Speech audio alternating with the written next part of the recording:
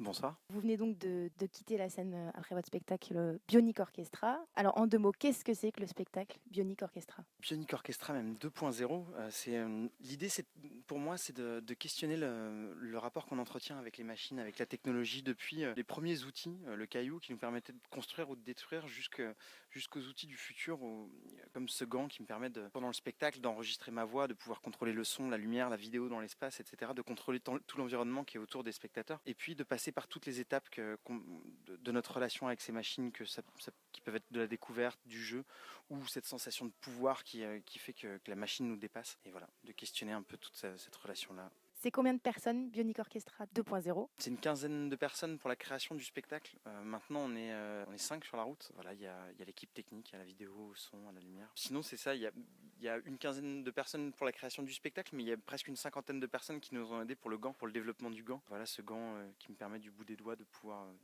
justement jouer avec le son et l'environnement. C'est vous qui avez eu l'idée de mélanger son, lumière et de pouvoir tout contrôler? Oui, j'avais envie de ça depuis longtemps. Et puis j'avais déjà amorcé des choses comme ça dans différentes créations auparavant. Ça fait depuis 2008 qu'on travaille avec différents développeurs comme ça pour créer des outils qui sont vraiment adaptés à nos besoins sur scène. Au départ, je me servais de pédalier pour les guitaristes qui permettent de s'enregistrer comme ça. Et je trouvais ça super, mais en même temps très contraignant. Ça obligeait à regarder ses pieds, à rester à un endroit sur scène, etc. Et du coup, on a commencé à créer notre propre boucleur et à le contrôler avec des manettes de jeux vidéo, des téléphones portables, etc. jusqu'à créer ce gant il y a 2 ans. Et puis créer tout un tas d'outils autour de ça. Donc il y a une prochaine étape, vous êtes passé de la pédale à l'iPhone, de l'iPhone au gant, et ensuite quoi? Plus rien? Et ensuite, plus rien, ce serait un rêve ça. Ce serait un rêve de pouvoir avoir quelque chose de tout à fait magique comme ça. En même temps, maintenant que j'ai ce gant, je crois que j'ai envie de continuer d'apprendre à le maîtriser et de l'améliorer pendant des années parce que j'ai découvert là, un instrument qui est vraiment particulier, adapté à ma main. C'est très intuitif en fait, même si ça peut sembler compliqué. Il y a plein de contrôles qui sont très simples. Si je monte la main vers le haut en appuyant sur tel bouton, le son est fort. Si je descends ma main vers le bas, le son est faible. Si je pointe ma main vers le nord, le sud, etc., le son se déplace en même temps.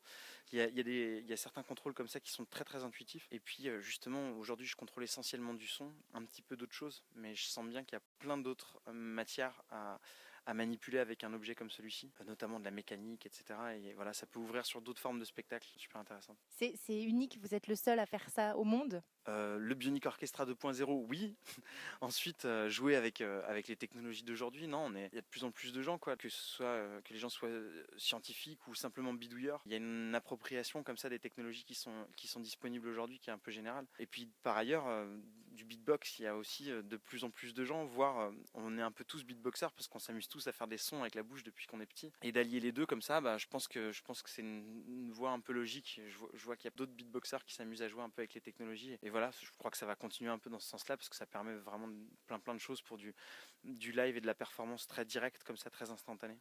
Donc vous étiez ce soir à la Faïencerie à Creil. Est-ce que vous avez d'autres dates de prévues dans l'Oise? Et non, j'aimerais bien, mais c'est pas prévu pour le moment. On va avoir quelques dates encore en Mayenne, à Bron, près de Lyon, et puis on va arriver à la fin de cette saison et ce sera après à partir de l'automne. Donc qui sait, peut-être pas très loin l'année prochaine. Bon, et peut-être à l'année prochaine alors. Merci, bonne soirée.